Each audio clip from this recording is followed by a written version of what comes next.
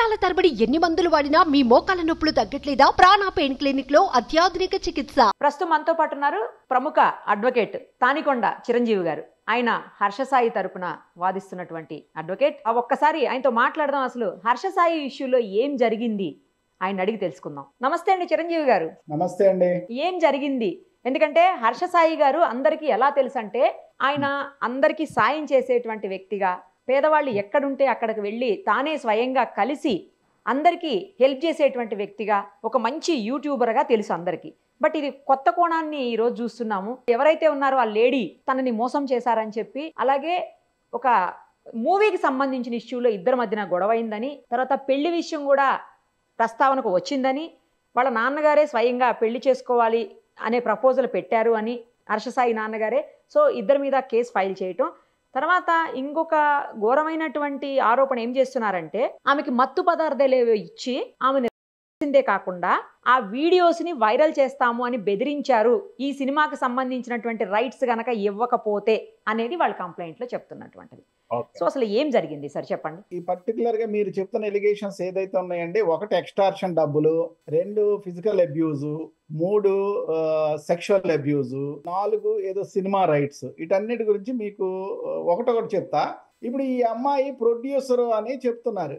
అవును, ప్రొడ్యూసర్ అంటే ఇప్పుడు ఈ అమ్మాయి దేన్ని ప్రొడ్యూస్ చేసింది ఇప్పటి వరకు, అసలు ఎన్ని సినిమాలు తీసింది, ఎక్కడ ఏ సిరీస్ లో ఉంది, లేకపోతే ఏ వెబ్ సిరీస్ లో ఉంది. ఈ అమ్మాయి బిగ్ బాస్ ఏదన్నా కొన్ని సినిమా, ఈ అమ్మాయి యాక్టర్ తప్ప ప్రొడ్యూసర్ కాదు. Point number 1. హర్షసాయి ఇప్పుడు ఆల్ ఇండియాలో అసలు ఇతనుకున్న ఫ్యాన్ ఫాలోయింగ్, కోట్ల మంది అభిమానులు, ఇవన్నీ మనకు తెలుసు. హర్షసాయి 30 సెకండ్స్ వీడియో చేస్తే ఎంత డబ్బులు వస్తున్నాయి, అది ఎంత డబ్బులు వస్తున్నాయి అనేది వీళ్ళే చెప్తున్నారు. 1 crore 2 crores.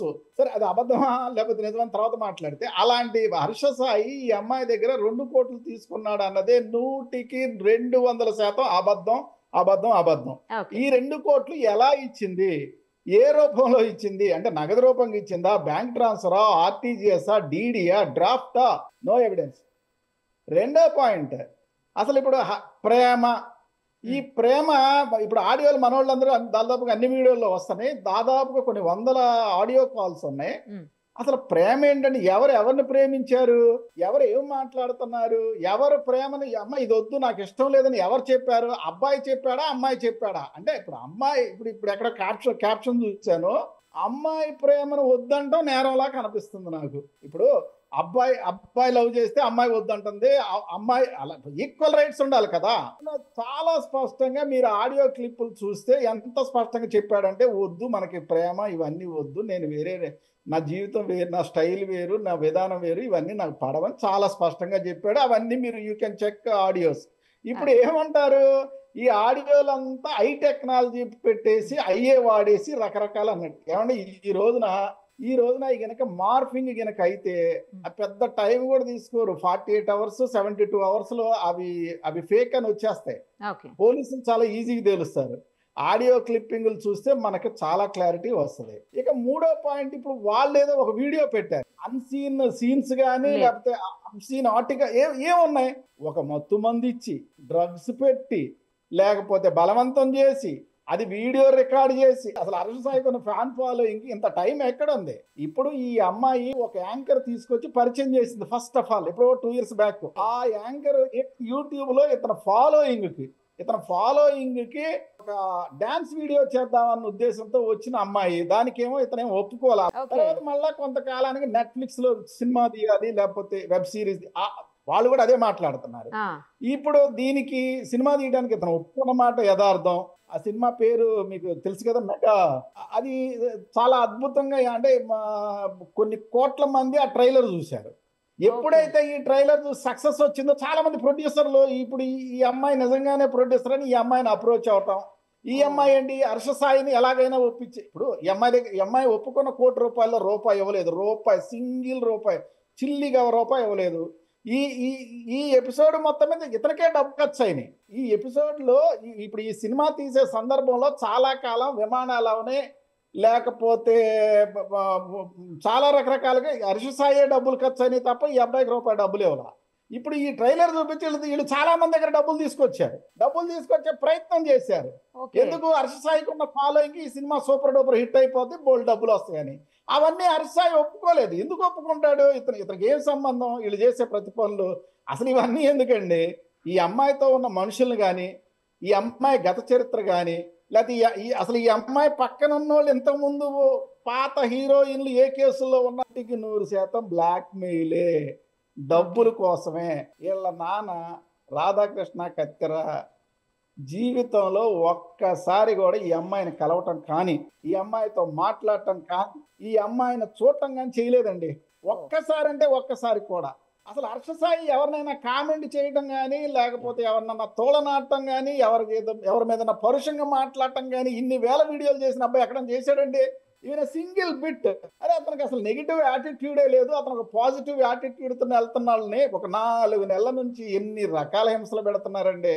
కాసేపు బెట్టింగ్ యాప్స్ అంటారు, కాసేపు ఏమో అసలు ఇతను డబ్బులే పెట్టలేదు, డబ్బులే పంచలేదు, అవన్నీ ఫేక్ వీడియోలు అంటారు, కాసేపు ఏమో ఇతను సపోర్ట్ చేసిన వాళ్ళందరినీ తిడతారు. ఇప్పుడు ఇది లాస్ట్ ప్రయత్నం అమ్మా. అంటే హర్ష సాయిని భూస్థాపితం చేసేయాలా, సోషల్ మీడియాలో కనపడకూడదు, అతని పేరు వినపడకూడదు, అతన్ని ఎలా అయినా బదనాం చేయాలన్న చేసి, ఎందుకంటే వీళ్ళు ఒప్పుకున్నట్టు డబ్బులు ఇవ్వట్లేదు కాబట్టి ఆఖరి ప్రయత్నంగా ఈ కేసు తీసుకొచ్చారు తప్ప దీంట్లో 1% కూడా నిజం లేదు. కానీ హర్ష సాయికి ఇక్కడ ఉండేదానికి షెల్టర్ కూడా ఆమె ఏర్పాటు చేసిందని కూడా చెప్తున్నారండి. ఆమె చాలా అంటే ప్రొడ్యూసర్ గా బాగా ఫైనాన్షియల్ గా సౌండ్ పర్సన్. సరే, మీ పాయింట్ కూడా వస్తా. ఈ అమ్మాయి ఎంత పెద్ద అపర కోటేశ్వరాలో తేల్చాలండి.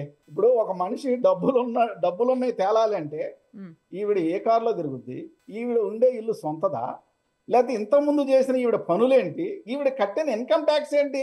అసలు ఇప్పుడు హర్ష సాయి నిజంగానే రోజుకో వీడియోనో గంటకో వీడియోనో తీసుకుంటే అతనికి వచ్చే విపరీతమైన డబ్బు ముందు ఇది ఎంత అండి?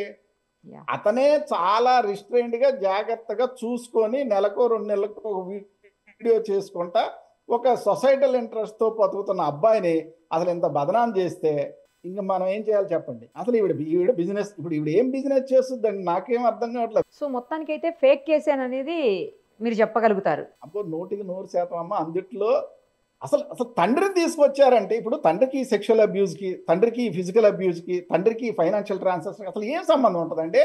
అదృష్టంగా ఇప్పుడు హర్ష సాయికి మంచి వచ్చాడు, అక్క చెల్లి అమ్మ లేరు, ఉంటే వాళ్ళ మీద కూడా తీసుకొచ్చేవాళ్ళు వీళ్ళు. హర్ష సాయి పారిపోయాడు, పోలీసులు కేసు పెట్టిన తర్వాత అరెస్ట్ చేస్తారేమోనని పారిపోయాడు, అబ్స్కాండింగ్ లో ఉన్నాడు అని చెప్పేసి న్యూస్ ప్రచారం అవుతోంది. హర్ష సాయి ఏం పారిపోలేదండి. హర్ష సాయి 100% అందుబాటులోనే ఉన్నాడు, ఎక్కడికి పారిపోడు. హర్ష సాయి పారిపోయే పనులు చేయడు, పారిపోయే విధానంలో ఉండడు, అతని పారిపోయే తత్వం కాదు, బ్లడ్ కాదు.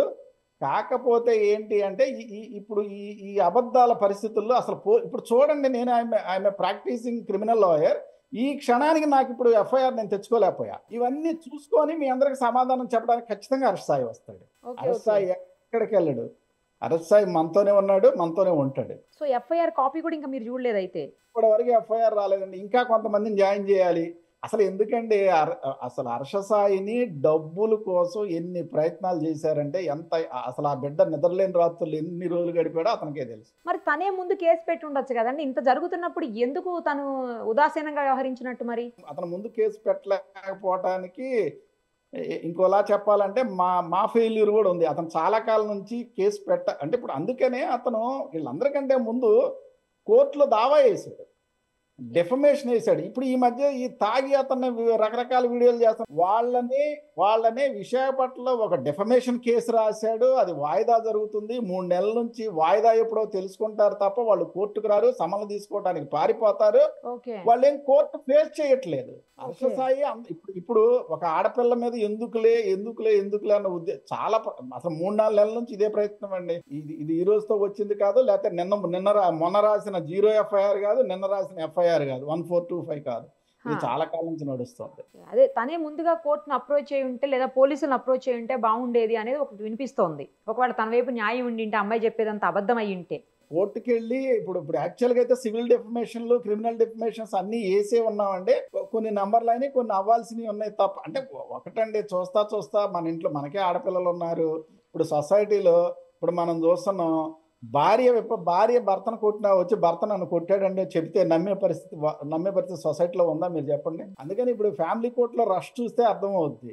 కొంచెం ఆడపిల్ల కదా, కొంత చూద్దాంలే అన్న ఉద్దేశంతో మేము కూడా కొంత సంయమనం పాటించాం. కొంత ఎక్కువ ఆలోచించడం వల్లే ఇప్పుడు ఈ పిచ్చ కేసులతో వీళ్ళు వచ్చారు. వీళ్ళు ఎట్టి పరిస్థితుల్లో హర్షసాయిని ఏమీ చేయలేరు. హర్షసాయికి ఏమీ కాదమ్మా, హర్షసాయి కడిగిన ముత్యంలాగా బయటకు వస్తాడు.